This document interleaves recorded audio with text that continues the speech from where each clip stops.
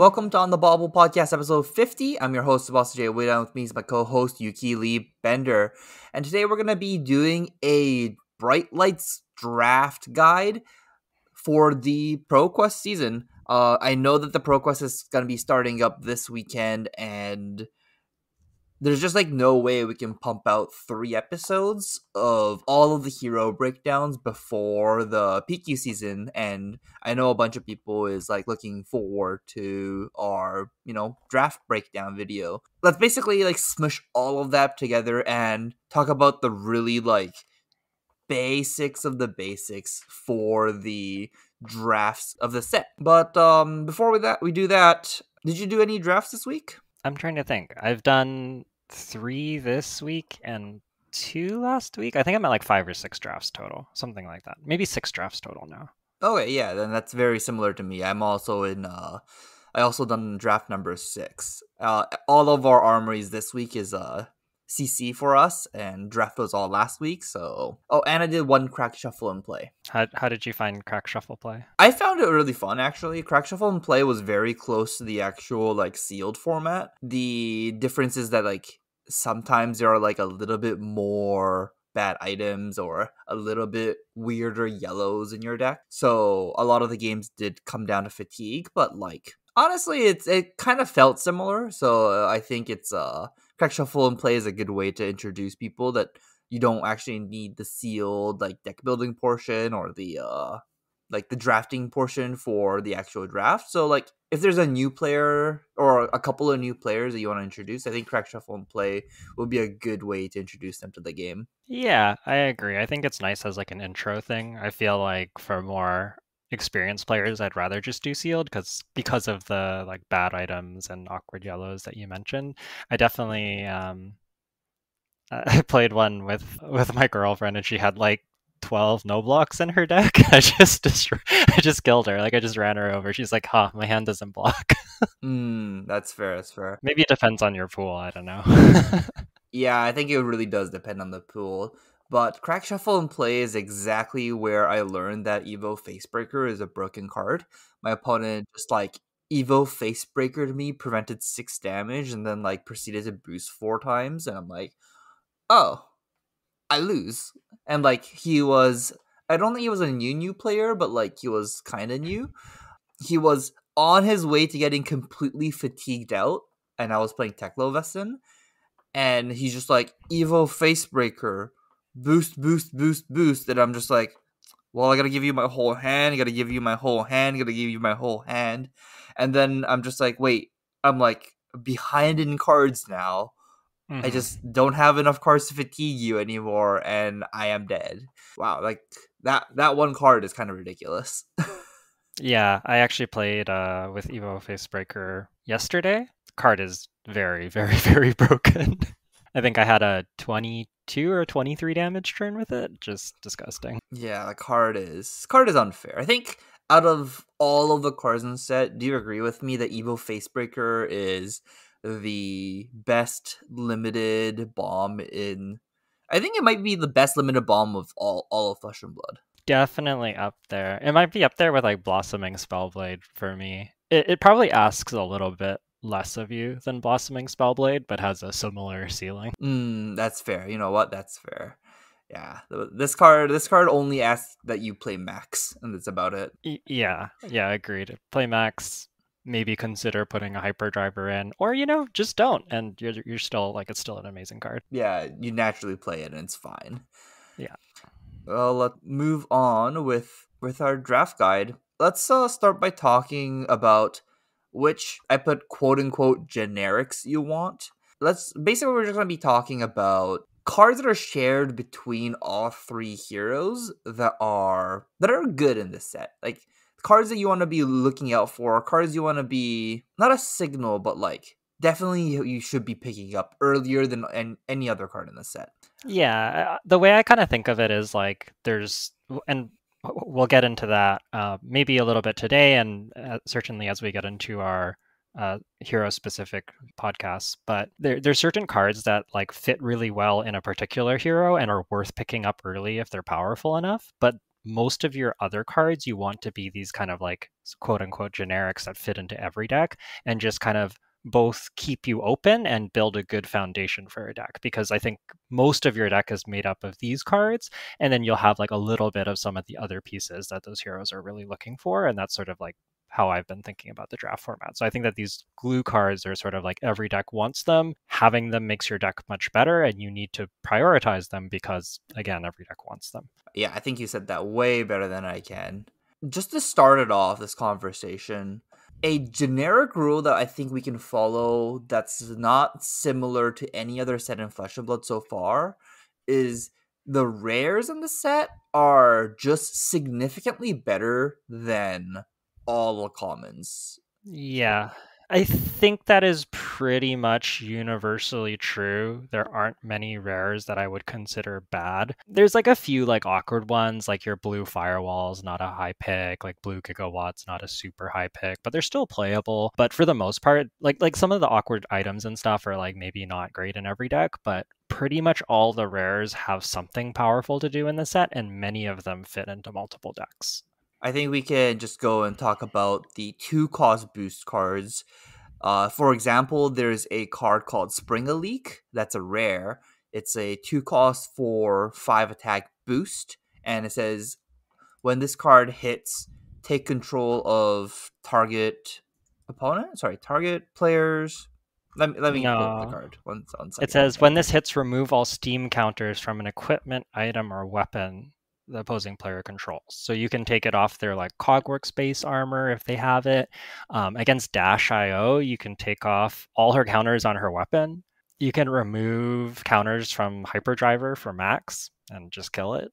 Spring a Leak is really good. Notably, it like doesn't have that much text against Teklovosin, but it does against the other two heroes, and it's still just a 2 for 5 boost, which, as we'll talk about, is a good card. So Spring Leak is just like super super premium. Oh, I've had a moment where Spring a Leak was really good against Teklo.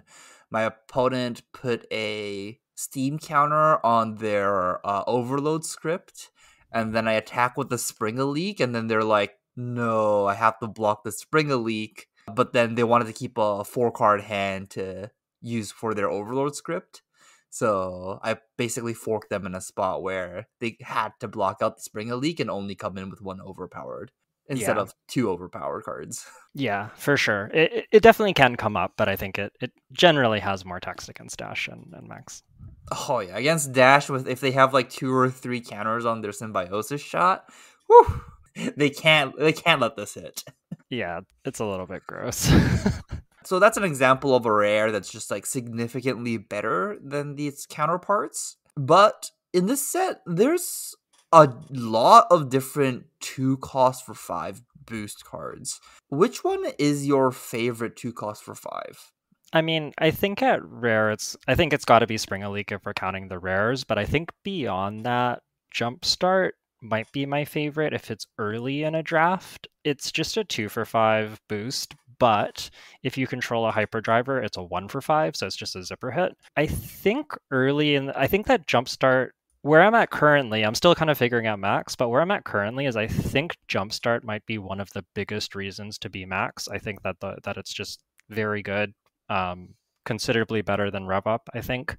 And because of that, I'm kind of willing to speculate on Jumpstart early. And then, but I think if I'm know that I'm not Max or I'm leaning away from Max, then maybe some of the other options become better. That's fair. That's fair. I think my favorite is still gonna have to be Lay Waste at common. This is the 2 for 5 boost. This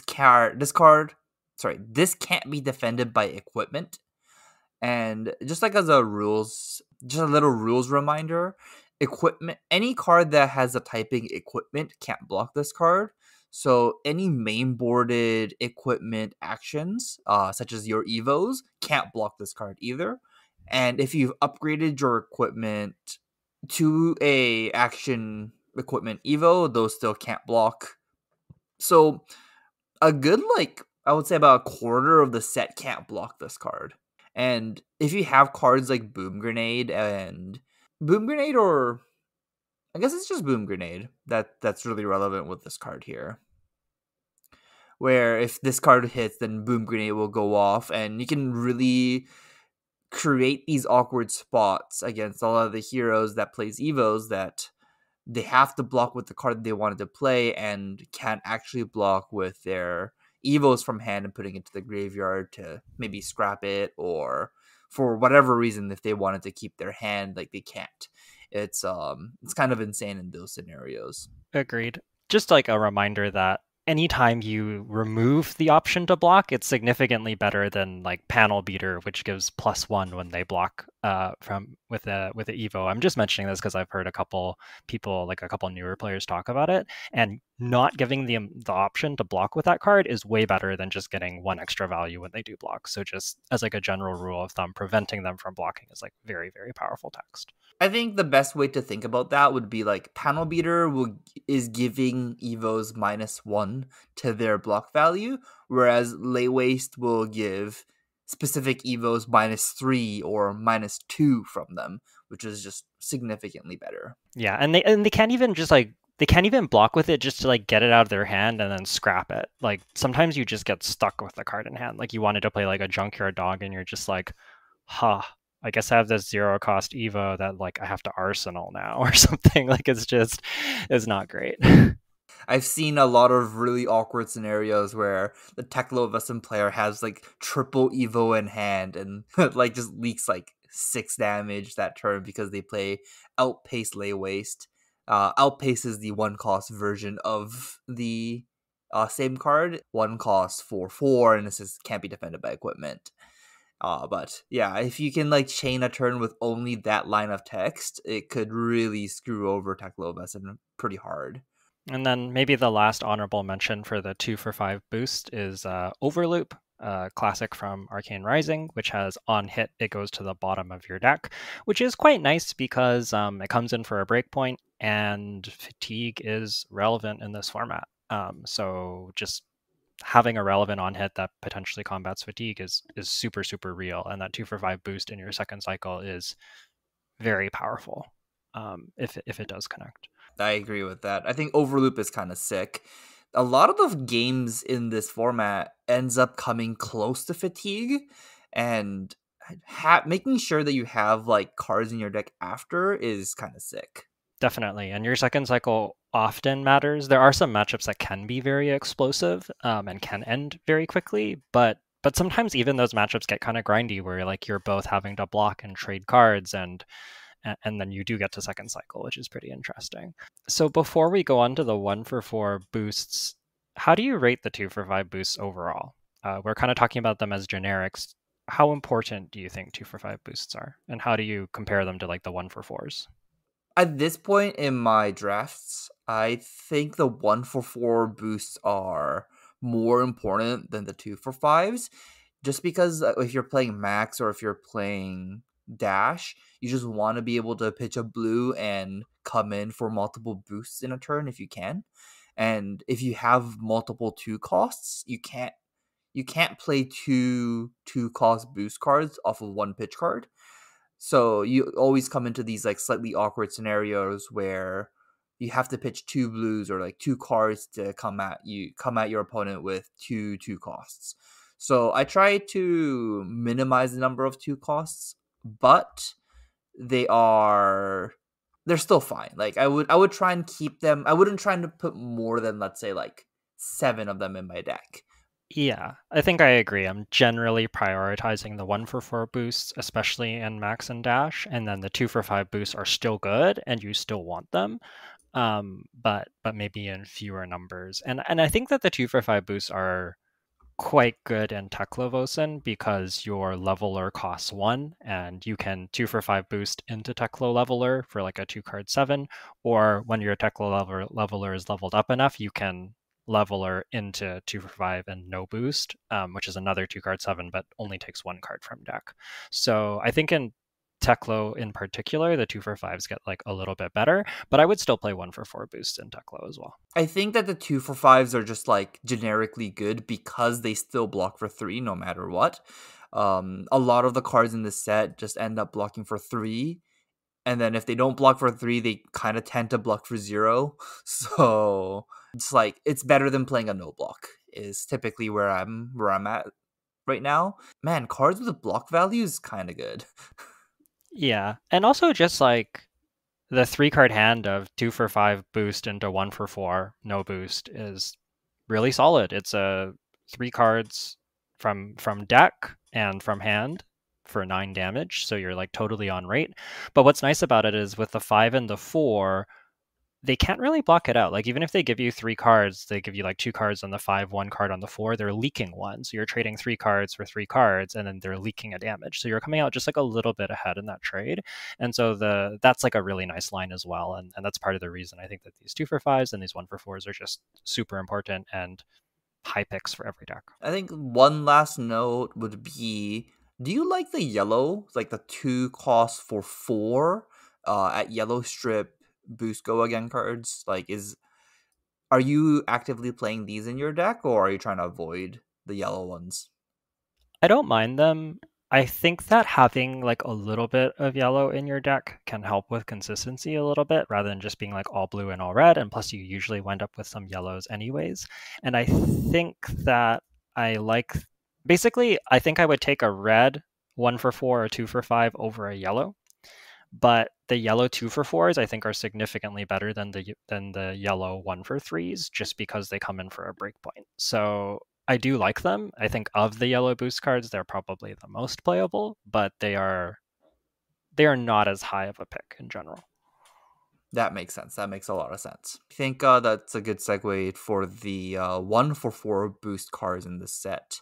There's actually quite a bit of them. Out of the commons, which one is your favorite? The 1 for 4 boosts. It's close. I think it's probably Outpace, which we mentioned, leg waste counterpart that prevents them from blocking with equipment. Yeah, same for me. I'm definitely playing Outpace over all of the other 1 for 4 boosts. But honestly, like, even if it's not Outpace, all of them's kind of good. And I think a very special card right now, or a card that I think is very, very strong, is a Dumpster Dive, which is a 1 for 4 boost. It says if an item or equipment was banished from boosting this gets +1 power. Yeah, this is just in Teklovosin especially, if you ever hit an Evo with this, it's just disgusting. Like you just like 1 for 5 go again and then you like essentially drew a card. It just feels so unfair. And even like in Dash or Max, like just when you get that item and you get the free 1 for 5, it's like pretty crazy. The sick part with Dash though is that it's guaranteed that it's 1 for 5 when you know. Yeah, you know when it's gonna happen if you don't want the item or you don't have the resources for it or something.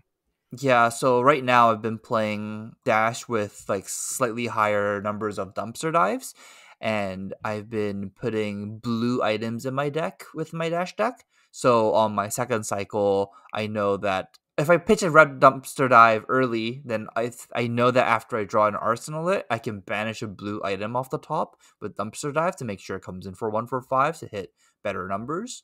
And that's been kind of powerful with Dash, where you get to banish items that you don't want to be playing off the top if you can avoid it.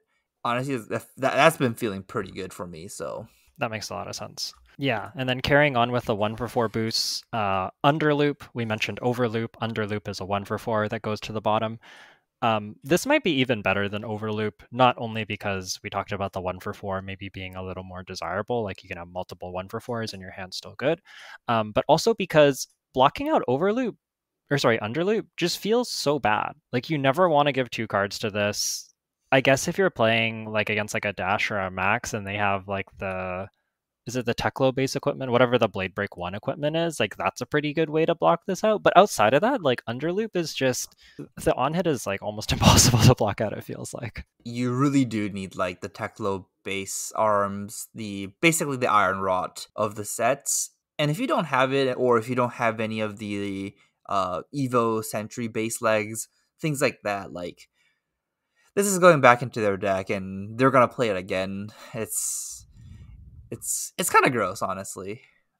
Yeah, yeah, it's really good. Because like the Overloop, you're kind of like, I can give 2 cards and block 5. This is like pretty okay. Like maybe I lose like 1 value on my block, but I take like a whole like red card out of their deck. Like that's a pretty reasonable trade. But when you're trading like 2 value on your block, it feels feels bad. Like you can get hit really hard if they start with an underloop and you just block 6 on it. Like you might get blown up for that.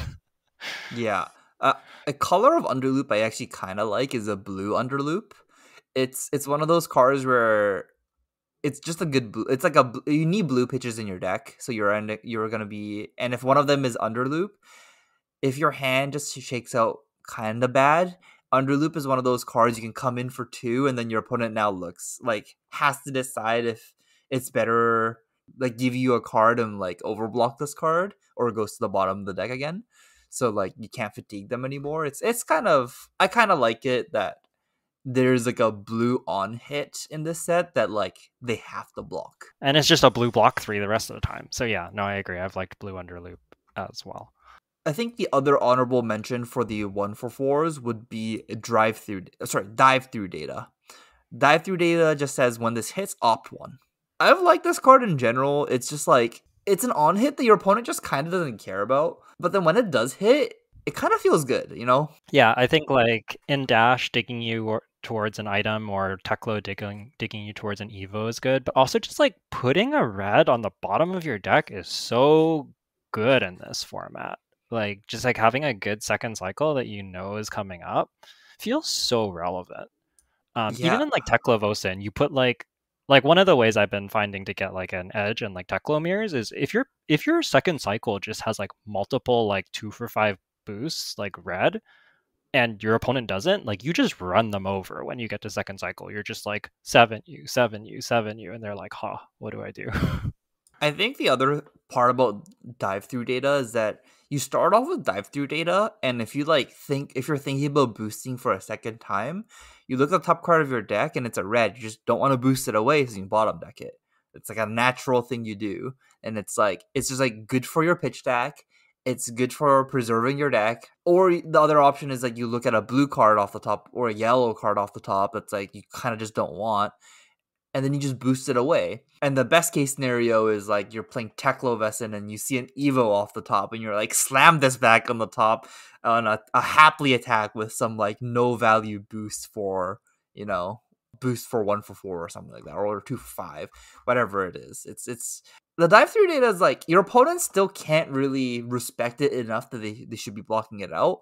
But then when it hits, they're just like it's such a good upside on it. Yeah, I agree. The upside has felt very, very, very real in this format, more so than you might imagine. So I agree. I like dive through data quite a lot. I like it a lot more than like, is it like Medex to like put an item into play? I feel like that text is like it can matter, and like when it matters, it feels kind of bad. But it's sort of like, I don't know. Medex, I don't know how to evaluate Medex yet. Medex is interesting. I've been in a spot where I'm just like, okay, I'll let Medex leak one, and then I feel like I got blown out because they played a item off their hand and they cranked it, and I got shot too many times off the pistol from dash, yada yada yada. Maybe this card's good in dash. Maybe you're supposed to arsenal this card in dash and wait until you have an item. That's kind of sick. Yeah, it's like all of these 1 for 4s is like with the on hits is kind of sick just because like Yeah. when it hits and when you can do the thing that it's written on there, it's kind of gross. Like all of them, it's just kind of gross. Like underloop is kind of gross when they get to increase their deck size by 1. Medics is kind of gross when they get to like crank an item off their hand. Dumpster dive is just a 1 for 5, so it's kind of gross in general. Dive through data when it hits, you're just like your opponent sculpting their deck, so that's gross. You know what? I kind of think like you were talking about how Jumpstart was a 2 for 5. This is like an honorary 1 for 5, right? Like it's just like this is also like a 1 for 4 that gets +1 when if you have Hyperdriver. That is reasonable. I could see that. All right. You want to talk about the 0 for 3 boosts? I just don't want to play them. Kind of agree. I haven't been super high on them. I've heard some people talking about running them as like a way to adjust like your hand size and Teklo and like small numbers, and like maybe I can see that, but it's still just like a like just like boosting this card feels bad because you're like trading 2 cards in deck for 3 damage. I think that interestingly they do have a small place in Max. in again in like very small numbers. And I think that that place is if you start getting into the territory where there's like a few things. Like the first one is having cards like Big Shot. I think does incentivize you to have like a 3 for 0 boost, because you can do something like 3 for 0 boost. You get 2 resources off your hyperdriver. You can play a 5 for 2 boost, and then you can pitch a blue and Big Shot, and that's really really good. And I've also liked the 0 for 3 boost for letting you play pitchless sometimes. So you can do 0 for 3 boost into like 1 for 4, 1 for 4 once you get the double hyperdriver going. So I think that having like a couple of these in max, especially if you have some of the finishers that want you to get to two chain link, two boosts before playing them, and they're like a 3 cost, I think it can be pretty good. But I don't think you want to prioritize them, and I think you want to play like maybe like 2 or 3 at most. I I kind of don't even think it's. I don't even want, like, if possible, I want zero. Like, I just don't want any. I think all the zero costs boost cards that I want in my deck, even in the max deck, are just the blue ones. Like, not even the red ones, just the blue ones. And you can still do exactly the play that you were explaining, but with like, you can start off with like a blue data link if that's what you have to do, right? Like, I feel like that's like a better way, or like using your picks in draft is like, I don't really want to use my picks for a red 0 for 3. It's just like, No, no, no, no. I agree. Like I'm saying like I think you can play them, but like I would be hoping to get them like late, like after the wheel kind of a thing. And I might play like a couple at most, but I'm hoping not to play these cards. And I think it's like only really just like mostly justifiable in max. I don't know about other decks. I'm not really sold. I think I do actually end up playing them in Dash and in Teklo Vested as well, but typically what, and the reason why they're in my deck is because I want more cards in my deck. So I'll be Yeah, playing over exactly. the 30 card limit, and it'll be like, man, I had 2 cards left in this pack, and it was like a 0 to 50 and some kind of bad item. So I ended up picking the 0 to 50 red because it was a 3 block instead of this no block item. Yeah, yeah, I agree. I don't think that they're like super high picks, but I think that they are like playable in small numbers in the right spots. Yeah, yeah. Finally, on the topic of boost, what about the 3 for 6s? Do you like the 3 for 6s? I think the 3 for 6s are very interesting. I like having red ones or the blue ones just at like very small Hmm. numbers. Yeah. They're fine in everyone.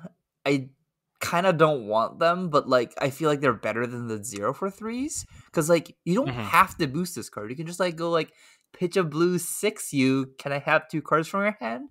No, okay, you take 6 damage. It's just like, it's just like, kind of good. You know what I mean? Yeah, I've kind of liked it for that as well. I like them like maybe a little more in Teklo because I feel like you often want some more blues. And if you ever like, if your opponent like kind of like tries to do some cute setup turn and you're just like, I'll take 4, 3 for 6 boost, junkyard dog for 7. It's just like, oh man, like you're really in for pain. So I've liked it as like a extra big attack in Teklo. I think that's like the best spot for it. And I agree you can play it in small numbers everywhere, but they're not great. Like you just get so much more efficiency if you get to play like a 2 for 5 into a 1 for 4 than like just having that flexibility is so good. Whereas like the 3 for 6 is like always a 2 card play and you can't like combo it with other things very nicely. So yeah, I agree with you there. I think the best way to think about the red 3 for 6s will be that if you're worried about fatigue or getting fatigued, you do want some number of these so that your fatigue math gets better. Because this one, you don't have to boost. You pitch a blue and attack for a 1 card 6, and like, sorry, 1 card from deck for 6. That means that it requires 2 cards from your opponent's deck.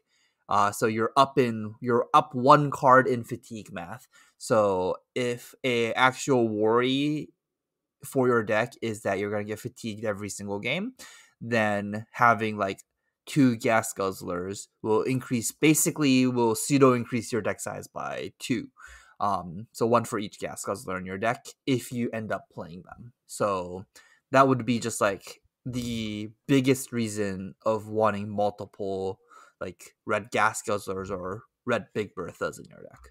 Agree with all of that, and agree with you saying that the blues are pretty reasonable, just because they come in for 4 power on your second cycle, which is pretty relevant. And I think that kind of segues us nicely to our next point, that maybe like the biggest rule of thumb that you can take away from all of these boost cards is your breakpoints are really important. You really want cards that come in for 4 and 5, those awkward numbers. And I think it's like always true in Fab, but maybe more true in this set because almost everything blocks 3 or doesn't block, but there's like so many block 3s in this deck. So it's never like they're never like using their 2 block and getting most of the value. Like like the breakpoints are like really awkward because of all the 3 blocks.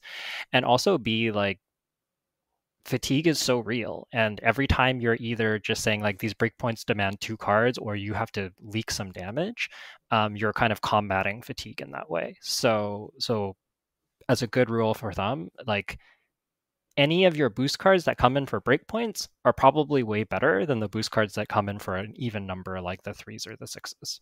Yes, yes, in multiples of threes. Yeah.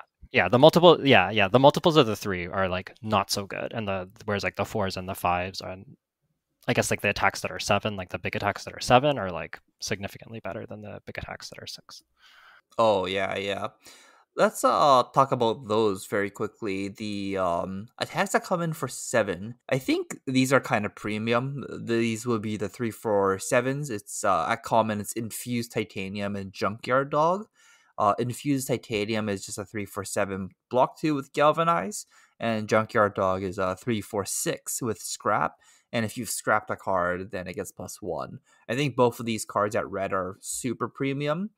I kind of think everyone wants them. Max is a little bit difficult to play these, but if you end up picking up some of the Teklo base, so the Iron Rod equipment, you can definitely play Junkyard Dogs in your deck. Just make sure you block with one of your um, Iron Rods early, then you could just Junkyard Dog for 7 out of nowhere, and that's a kind of turn where if you wanted to save your Hyperdriver for like a bigger turn, Junkyard Dog doesn't use up your hyperdriver, so it's just a kind of a good a 2 card 7 block for 6 kind of scenarios, even in max. Actually, every hero can do that, and it's just kind of sick. I like how you mentioned the equipment. Like I think in this set, it's we kind of mentioned it last week, but it's really important to send those equipment to your discard so that you can remember that you can scrap them. And like that's even true for some of the evos which destroy a card under them to have an effect, like the evo data mine, for example. When you destroy that card, it goes to your discard, and then you can scrap it, even if it's just like a base chest that you otherwise wouldn't be able to get there. And sometimes that can be like extra scrap fodder, which does matter in this format. So make sure you're being, paying attention to those little details and being like playing through everything properly. Let's quickly talk about equipments that aren't actions. So these are the Cogworks and the Teklo bases. How highly are you picking these cards right now? I'm kind of still figuring it out. I think in general, if I'm Teklo, I'm not prioritizing these. If I'm Max or Dash, I want these more. The notable exception that I will say, and I think like once you know that you're Max or Dash, having them is really powerful. Like having the extra Blade Break is really good. I definitely lost a Max Mirror last week where my opponent was just able to throw 3 Teklo bases in front of my Banksy, and like it was just so broken. I was just like, wow, like I just lose because you just get to block my Banksy for free. And that like completely decided the game. So they are really good, but I think you really kind of mostly want them in Max and Dash. If you have like maybe in Teklo, if you have like the instant speed Evo, you can like block for 1 and then later instant speed Evo onto it. It's like kind of okay, but they're better in Max and Dash. The one exception, the Cogworks chest, that card's broken. You should just pick Cogworks chest. It's insane. The one resource is so good. Yep, yep, I agree with that. The Cogworth Space Chest it's playable in everyone. It's just like having that one extra resource when you need it, and the only requirement is that you've boosted this turn. It's such an easy requirement to meet. Yeah, like for me, this is like Sash of Sandakai levels of power. Um, and that card was like slam first pick. I would be very happy to first pick this card. It's just good in every deck, and it makes your deck way better. Like anytime this enables you to do like a whole extra attack you couldn't do or play an extra card you couldn't have played otherwise, it's just is worth so much. Yeah, I think I agree with that. The as you were saying, like if you're or Max that you want these equipments, like just like the Teklo base legs and the other Cogworks parts. I kind of think that if you are Max or Dash, you do want to assemble all four if possible. That's at least where I'm at. Me and Lucas both are kind of high on Dash right now. Basically, whenever we play the mirror, we go, okay, equipment reveal, and I'm like, I have all four Teklo bases, and then he reveals three of them, and I'm like, yes, I'm significantly advantaged now in in this mirror, and like it's kind of funny because like we've played like two times where we're just like, I have four, and he's like, I have two. And I'm like, I have two, and he's like, he has four, and I'm like, oh, and then obviously the person with the more Teklo bases is keep on winning the game because like it's just easier to block out the break points. It's easier to block out boom grenades. It's just like the Teklo bases in the mirror for the dash mirror is kind of important, and so is like against Max, just having more Teklo bases. The Iron Raw equipment is just super important. That being said, Teklovesen can't really pick these cards, so I think that you'll end up getting them kind of late too. Yeah, like you don't need to be like first picking them, but I think like often like maybe like pick like 5 or 6, like in and around there is sort of when I'm comfortable taking them. Yeah, I It think I also agree. depends how good my deck is. Like if my deck is really good, like sometimes you're just like the end of pack two and you're like, I have like 22 sick cards. Like I'm just gonna aggressively pick equipment because like I'll fill out the rest of it. Like if there's like a premium card, maybe I'll take that, but like I'm gonna value that equipment way higher if you know that you're like way ahead on your number of playables. Yeah, I think I agree with that. And the one last note is Cogwork based legs. This is the one that gets you an action point if you've boosted this turn. This card I think is kind of important in Dash. This is one of the cards I think that is not that good in Teklovesen or Max, but this card is really really good in Dash. There's just a lot of spots where Symbiosis Shot, which is the Dash weapon, has extra counters on it, and you end up in a spot where you end the game with like two Symbiosis Shot counters on it, and you couldn't ever spend it. And Cogworks Base Legs is the card that allows you to spend that extra counters on your Symbiosis Shot and to convert your hands to just like a cleaner damage output. And I think having a Cogworks base legs is gonna be like a key factor in being able to win more games on Dash database than players without the Cogworks base legs. Like, and I kind of once I know I'm in Dash, I'm kind of like, if I see Cogworks base legs in pack three, pick one, I just like slam pick it. It's that good. Yeah, I do want to say that I think that this actually is good in Max, specifically if you have Ratchet Up as well. Ratchet Up is a 1 for 5 rare that if an item has been destroyed this turn, an item you control has been destroyed this turn, the opponent's action cards block for -1. Sometimes this is like really awkward in Max because like often you can Banksy and like the ratchet up's like better than the Banksy, but it's like not that much better, and you're spending a whole card for it. And I found like sometimes like the ratchet up was like a little bit awkward, but if you can do like Banksy and Cogwork Space Legs into ratchet up, it's real good. It's real good. So I think that if you have ratchet up in your max deck, you like should really prioritize getting the base legs to combo with it. I see. So if you can do on hit with the wait, what? So are you trying to ratchet up first? The order doesn't really matter. It's just like what I've found awkward is that like you often want to be making the hyperdriver every turn, and then your Banksy is so efficient that like the ratchet up is like it's like good, but it's not that good. Do you know what I mean? Because it's like I could 1 for 3, but like I guess I can keep this card to 1 for 5 with like that makes it like harder to block. Like it's good, but it feels a little bad because you're missing out on the Banksy value. But I've had it line up with Clockwork Space Legs where like I can do both in the same turn. I can like boost, make a driver, Banksy, ratchet up, and like that's a really sick turn. Oh, okay, I see, I see. Okay, It yeah, it that just makes kind of sense. That makes fixes your sense. action points, and because you have the hyper drivers, I found you often have the resources to do this. Oh, okay, I get you. I get you. Yeah, yeah.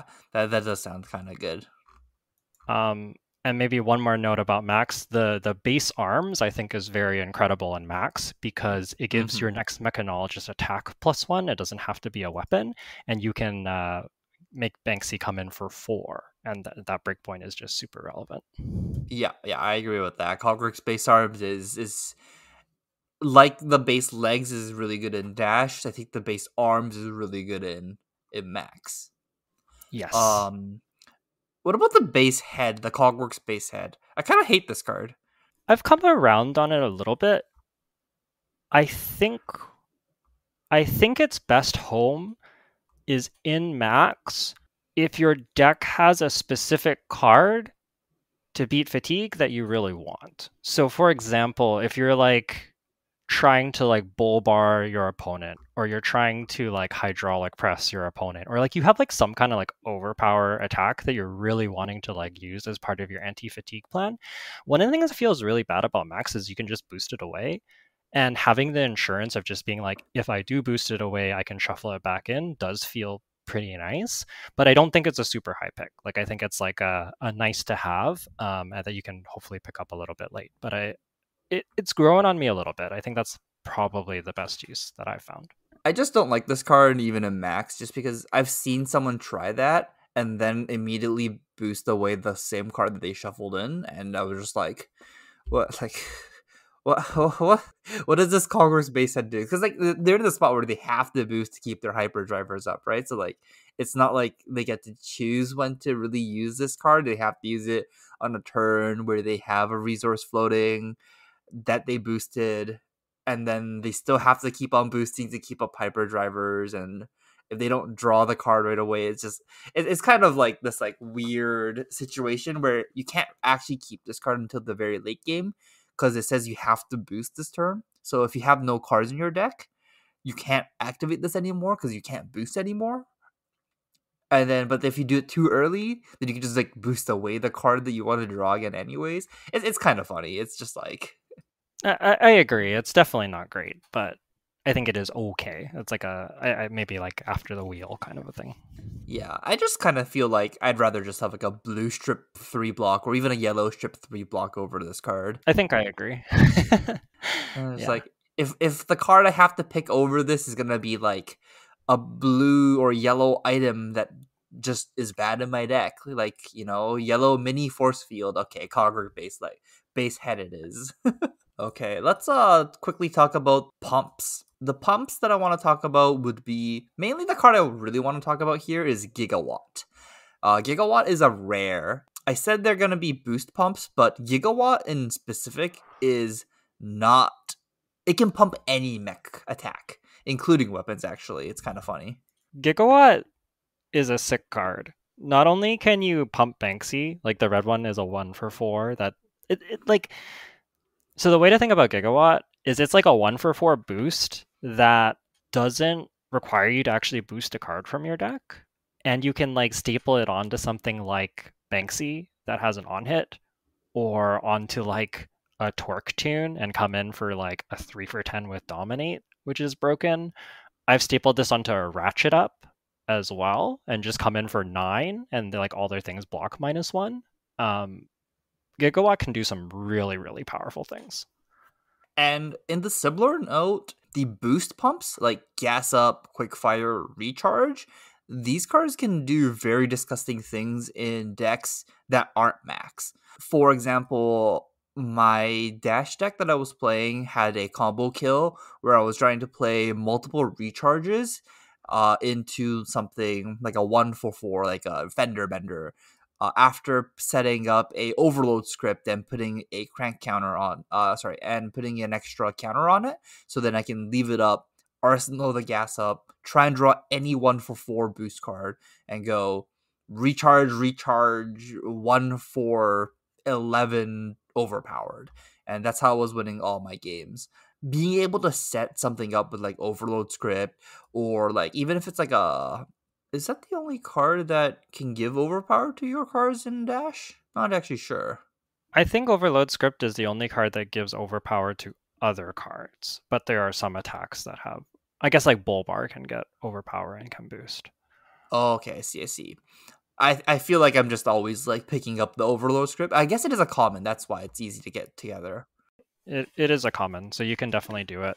And I think it's even playable in Teklo. I'm like not as keen on it there, but like you could do worse than this for sure. I think the big part of this is that because these cards don't require to bench the top card of your deck to get the power, it's just really good fatigue math. And fatigue is a real thing in this format. I guess we will talk about this right now. How many cards are you playing in your decks? Whoa. I just want to stop for a second because like you do need to like. I just want to clarify like when Jay says that like if you're out of cards in deck, you can like gas up, boost, and get the bonus, but you do have to boost the card to get the bonus. I just want to clarify.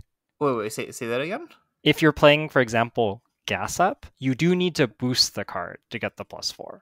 Yeah. But what I'm You trying don't to have to say is have a like, card in your deck to boost, but you do have to boost the card. oh, I you just do wanted need to to have a clarify. card in your deck to boost. No, you don't need to have a card. Do you? Yeah, you do. It's an additional cost. As an additional cost to play this, you may banish the top card of your deck. Oh, and you can't play. You can't play it. You cannot pay the cost if you don't have a card on the top of your deck. You cannot boost. Jay is lying to us. Oh, sorry. I I'm mean just like kidding. fatigue damage. You know, like gas up is a 1 for 4 go again without boosting. Oh, I see what you're saying. I thought you were saying that like you could play this without having to like boost a card from your deck, and I'm like, wait a second, that's not what these cards do. No. Sorry. I have bad vocab. You know, it's just Yeah. it's a thing. It's you have to boost, but in Dash specifically, you can go something like gas up, under loop, and go like 3 for 12, boosting the under loop, and then attack with the symbiosis shot for 2. Yeah. So Yeah, it's no, that is really sick. 4 card 14 is just Yeah. it's good. No, I've liked the pumps. I'll say that like I think the total number of like items and pumps you can play in your deck is like somewhat limited because you don't want to end up like with a hand where you're like I have like all items and pumps and no boost cards, or like I only have like a blue boost card. Like you can wind up in like really awkward spots. But I think having a few of them is very good. I've had a hand with like red recharge, blue recharge, yellow recharge, an item. And I lost that game, so there is a limit to how many you should play. Personally, I've been playing a lot of Max lately, and I feel like I want like if my deck's like 30-ish cards, I want like 6 or 7 of these like pumps slash items and not much else. Like beyond that, it starts to get like pretty sketchy in my opinion. It also like has the problem of like I guess the drawback of these pumps is that they're always a 3 card play. Like you need to have a pitch card, you need to have a card to boost, and you need to have the pump. And they block for 2. So they do like kind of force you to play a little bit bigger hands, but they are very good in terms of fatigue math and output. Ooh, I think that's a good segue to just talk about that. I have a big note in this set. It just says, "Never let your opponent keep a 4 card hand, or you will implode." Um, it doesn't matter who you're playing against. If you just let a player keep a 4 card hand for free, like you don't even attack them and you just only use your turn as a setup turn, they will come back at you for like 14 or something, or 13, 12, just some ridiculous number. And like if you're doing a setup turn, I'm assuming you're trying to set up for a 4 or 5 card hand the turn after.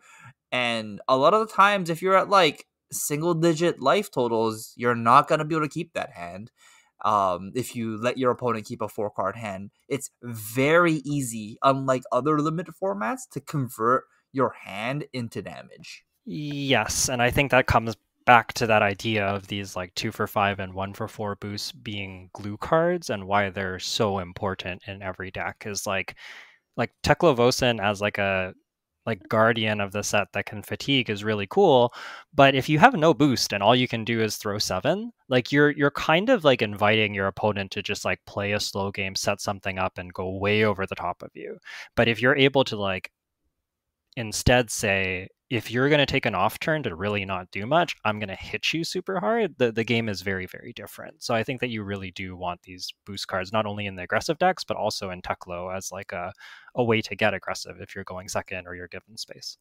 Yeah, like a Teklovesen that just goes like pitch a blue attack with underloop, and then you're just like, block you block it, and then they just like play an Evo from Banish after they blocking for 6 is like that's kind of gross. Like Teklovesen doing that kind of stuff, like actually applying pressure while boosting and then like playing Evos from their Banish. That's just gross. Like let's be real, that's gross. Or even if it's like a zero cost like Evo head or like Evo data mine, stuff like that. If the Teklovesen goes like 1 for 4 boost, 2 for 5 boost, play the Evo from Banish. That's just like that's a gross turn. It's like you're getting hit for 9 and they're evolving their Teklo leveler. You're like that's how Teklovesen like really runs away from the game too. So how many we've been talking a lot about fatigue being real, and I wanted to ask you, how many cards are you playing in your deck? Does it depend on your hero, the matchup? What are you hoping to present in your deck card wise? Recently, or at least currently, I've been presenting every single playable card in my deck. So I would obviously be cutting cards that are like if I'm playing Max or Teklovesen, I'll be cutting like the last pick items that I don't want in my decks. Cards that block for 0 in Dash I won't be playing, so something like Evo Buzzhide or Evo Whizbang I won't be playing in Dash. But typically any card that I think has some kind of application in my deck or blocks for 3, I would be presenting in my deck just in case the game goes to fatigue. Yeah, I've been also finding this. I think even though, like, for example, Max versus Dash is often very aggressive and very explosive, you can kind of like wind up in this weird spot where you're like, you both attack each other for like 15 to 18 damage, and then you're both super low, and you're just like trading small hands back and forth, and you can't really kill each other because you're just trading. And sometimes just having more cards in deck is like a real big advantage in those end games. hmm The exactly in like those Dash versus Max matchup, sometimes cutting your 2 blocks might be a good idea, just so then you don't accidentally get into a spot where you get blown out, or like cutting an extra item as a Max player against Dash would probably be a good idea, so you don't have a hand where you can only block for 6 or something like that. So I would trim down on those matchups sometimes, mostly the cards that don't block for 3. But basically, any card that blocks for 3 will just slide into my deck just because it blocks for 3. Yeah, I agree. You can play like a couple items if they're really good ones, but you definitely don't want to have too many. They can get you in a lot of trouble against the aggro decks of the format. So I guess like a general numbers would be in Teklovesen, I'm trying to present about like 38, I think. In Max and Dash, I'm presenting about 34. And that's just the difference between me picking up the Teklo base, like the Iron Raw equipment, or not. And that's why they just like the Max and Dash decks are naturally just slightly smaller than Teklovesen decks that don't actually pick up these like non-main boardable equipments. Yeah, agreed. And sometimes in these Max and Dash decks, I'll have like a couple extra items that I can play into Teklovosen that I might be trimming into the aggro decks. They're just like a little too much of a liability, but Teklovosen, where you're expecting the game to go a little bit longer, sometimes those extra items can give you a bit of an extra runway and kind of help you grind the game out a little bit. So like your backup protocol reds, for example, I really like into Teklovosen, but I might be cautious about playing into the aggro decks. Ooh, that's a good segue to backup protocols. How? Okay, I'm just gonna say it. like this is my favorite item in the set. It's I actually like this way better than Boom Grenade. I like it better than Hedron Collider. It's kind of close to Dissolving Shield for me now. For me, Backup Protocol Red is kind of close to Overload Script, like, and those are like my two highest picked items in the set right now. Where do you put this card? That's interesting. I've not been. I think the card is quite good. Currently, I've been getting it late, so I haven't felt that I needed to prioritize it too much. But I've really liked it for enabling like I really like recurring like your rares. Like you just have like a really good rare, and you can like make that rare your game plan by just recursively playing it over and over and over again and getting extra value that way. So I've really liked them, and they do enable some really powerful turns. I don't know. I found them like I've had them be explosive and good in aggro matchups, but I find I don't want like even in dash I find I don't want like a whole bunch of backup protocols. Like I think if I have like I might play like two, and more than that feels like a little slow, especially if you're drawing them. Like when they're off the top, they're like pretty much always very good. But when you draw them, like sometimes it can be just like a little slow. Yeah, yeah, I agree with you. I've learned that if you played six, it's kind of awful. Yeah. I've had a deck with four red backup protocol, a yellow backup protocol, and a blue backup protocol, and the deck was bad. I just kept on drawing only backup protocols and lost the game. But I think I play about 2 to 3 in almost every deck at this point. The reason I like backup protocol so much is this card is just like really good for your fatigue math and max, and it's just really good for your fatigue math and dash. It's just like when you play it off the top and you pitch a blue, you keep the blue and then you get to replay a red from your graveyard, and it gets a counter on your symbiosis. So this card turns into a red card that you want to play again, and gets +2 damage from your symbiosis draw. So it's essentially like I treat this card like a head jab, like a yellow head jab, that lets you, fish out a red pitched rare from your graveyard that you get to play again, and that rare should have more value than other cards in your deck. So I just kind of like being able to replay my powerful cards, and that's the reason why I like Backup Protocol Red. Being able to play some of these cards lets me play more galvanized cards, and I feel like being able to block for 4 with my galvanized cards while destroying items that I kind of don't care about if it gets destroyed with galvanized kind of feels good too.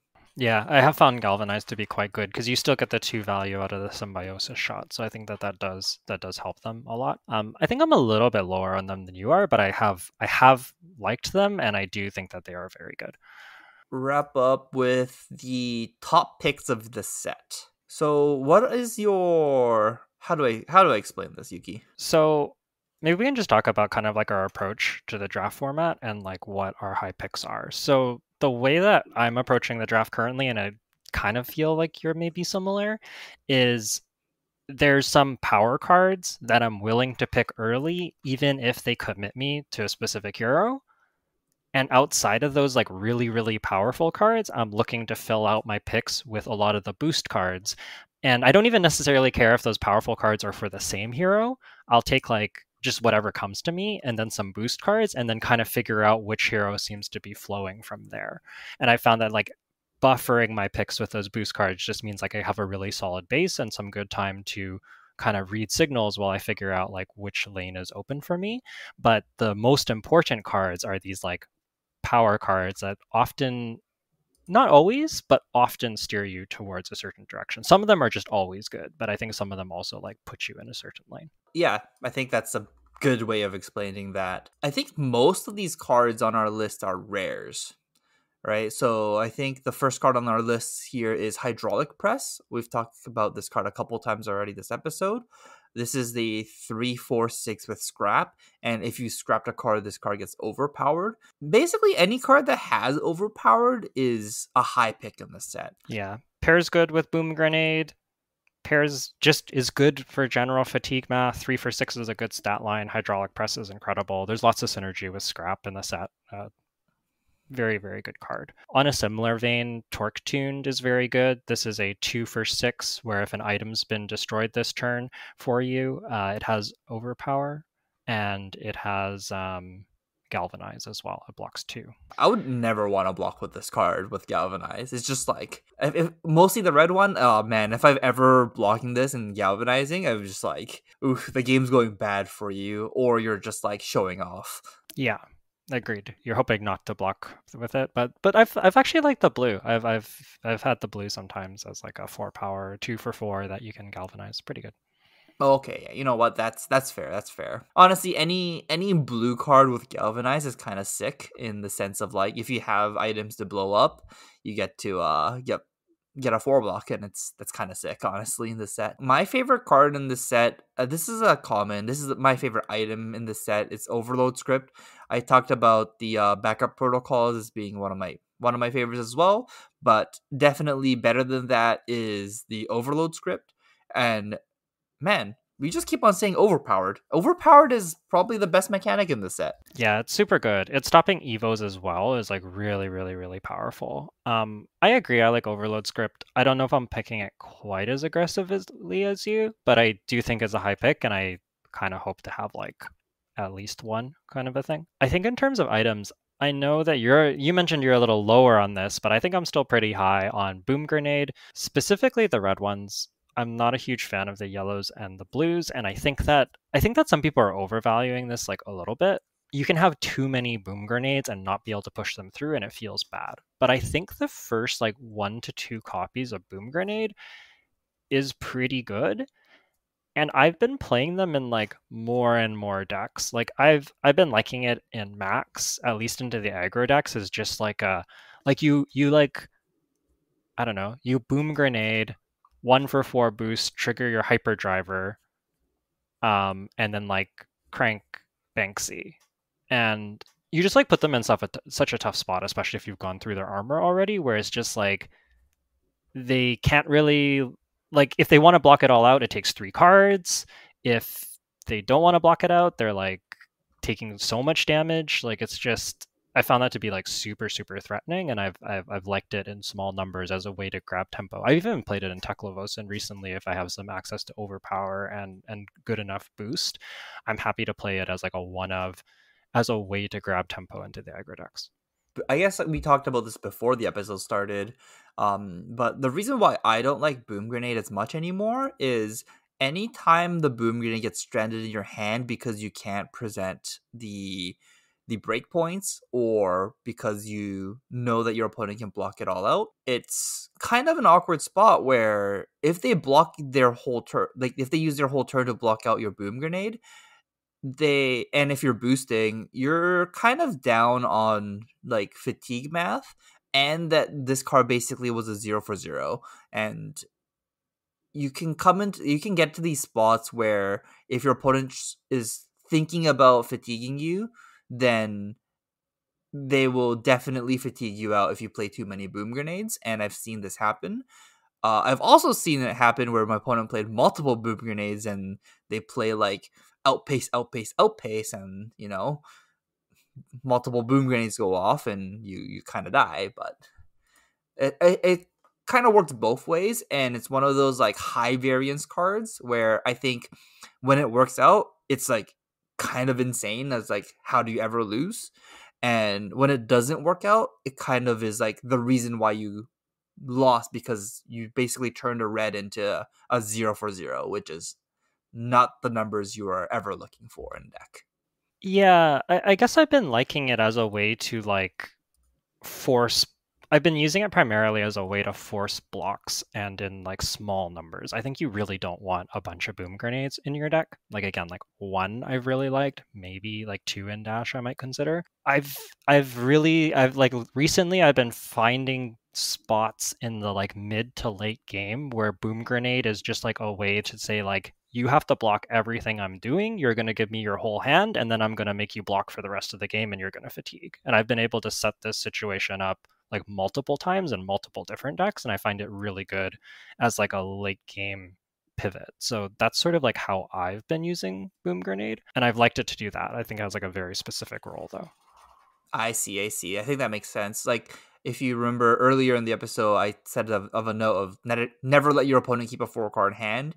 If you play a boom grenade, they never keep a 4 card hand. So it's very good for that portion. Yeah, like I've liked it in the late game if you can like somehow take a pivot and go like, I guess it's a 4 card hand, but you do like boom grenade 2 for 5, 1 for 4. They block it out, and then you're just like, okay, now you're just gonna get locked out of the game because you're too low, and you have to just block forever. Yeah. So if you don't want your opponent to do that against you, then just don't let them keep a 4 card hand, and they can't do that against you, Yuki. It's true. Okay.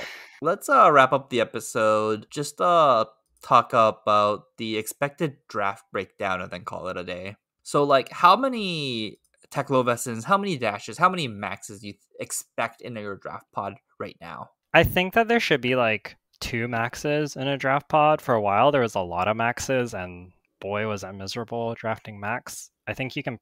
I think you can like. I think if there's like 2 maxes, the maxes are decent ish. If there's 3 maxes, it's like pretty bad. And then I think Teklo can like comfortably support 3, maybe 4, depending how many evos are opened, and dash is like 2 to 3. I think ideally I want to be the solo max. Yes, agreed. And then if I'm dash, I'm okay with sharing it with like 2 other people. So like 3 dashes, I think I'm okay with. Yeah, 3 is usually okay. And then Teklovesson just depends on how many evos I get, honestly. So like some pods I've seen like 5 Teklovesson pods where and like all the Teklovesson decks are like kind of good. And I've also seen like a pod with like 3 Teklovessons and 2 of the Teklovessons is really good and one of them just like didn't have enough evos. So like Teklovesson is very, very dependent on how many evos gets opened up, I think. Yeah, I definitely agree with that. I think generally if you can get to like 3 evos in like different slots, so you can get the go again on your gun at some point in the game, you like probably can build a reasonable Teklo deck. Is like sort of my heuristic for it. Yeah, the only problem with that though is like if you only have 3 evos in your deck, in the Teklovesson beer, it kind of comes down to who can put together their evos first. So you always lose the Teklovesson mirror if they have like 7 evos in your deck and in their deck, and you only have 3. You kind of get outraced. Yeah, no, I agree. I think the fewer you have, the more you just need to have like an otherwise good deck with like strong boost cards and strong threats, and the more evos you have, the more reliably you can rely on Teklo Leveler. Yeah, that's fair. Well, we're actually out of time. I know you have something to do, so we'll just wrap it up here. Call it a day. Yeah, so as always, thanks for listening. Hopefully you found this episode helpful getting ready for your PQs. I'm really excited to talk with you about each of the heroes. There's so much to dive into with this set. I think even after we do each of the heroes, we might still have more to talk about, honestly, in this set. It's just super, super deep. I don't know about you, but like so far, this might be my all-time favorite limited set in Fab. I don't know yet. I don't know yet. It's at least from my like our testing, Max is kind of weak, and I don't know why that's the case here, but it feels like Teklovesson like keeps on fatiguing out the maxes. We're having a hard time figuring out what a good max deck looks like. So yeah, it's kind of tough. It's if Max is actually playable and there isn't like a strategy that Dash and Teklovesson can reliably do to beat Max, I think I'll like this format. But if it's just a Teklovesson Dash format, I'm kind of lower on it. That's fair. I feel like we'll talk about it when we get to our Max episode. I feel like I've been making some progress on Max. I was feeling pretty down about the hero, and recently I'm like, maybe there's something there. I'm starting to have like some ideas of what the Max deck looks like. I do think it's the hardest of the 3 to draft and get into, though. Yeah, I agree. Make a lot of hyperdrivers. That's all I know now. Absolutely. Anyways, that's going to wrap us up for now. If you want to get in touch with us, you can either comment on our recent YouTube videos or reach out to us on social media. Jay is at UetaJ on Twitter, and I'm at Yuki Bender. You can also email us directly if you have questions and send those emails to onthebauble@gmail.com. We'd love to hear from you about your experiences drafting Bright Lights and in your upcoming pro quests if you end up playing them, and doing well or not. Either way, we'd love to hear about it. And until next time, thanks for listening and have a good rest of your day. Hey, good night, everyone.